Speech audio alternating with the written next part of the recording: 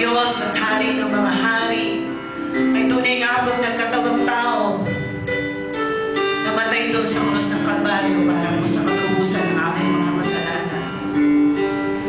Sa lahat, Panginoon, ng mga hirap na tiniis mo doon sa krus ng Kalbaryo, kailanman, Panginoon, kamatiman, Panginoon, ay hindi ka nagreklamo. Yet open times in our lives, O Lord God, kapag kami nakakaranas ng mga munting problema at pagsubok, madali kaming panghinaan ng loob, O Diyos. Yet ikaw, Panginoon, you did not complain, O Lord God. You did not complain on the cross, O Lord God. Panginoon, sa umagang ito, lagi na, Panginoon, turuan mo ang bawat isa sa amin na alalahanin ang kadakilaan na iyong pag-ibig at pagmamahal sa bawat isa po sa amin.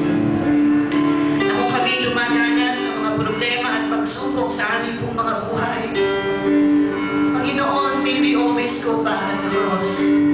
Nung una ibigay mo ang iyong buhay para po sa katubusan ng aming mga kasalanan, gano'ng kalit ang mga bagay na kaya namin upang hindi mo maibigay at maipagkalooban sa iyong nais ng kalooban. Thank you, Lord God, for once again reminding us of your unfailing love for each and every one of us this morning. Panginoon, patuloy namin iaalay ang aming mga buhay namin sa iyo lamang. Ang lahat ng bagay na mayroon kami, O Diyos, ang lakas na mayroon kami, O Panginoon, itinuko para sa iyong kaluhuran at kapurihan tunay.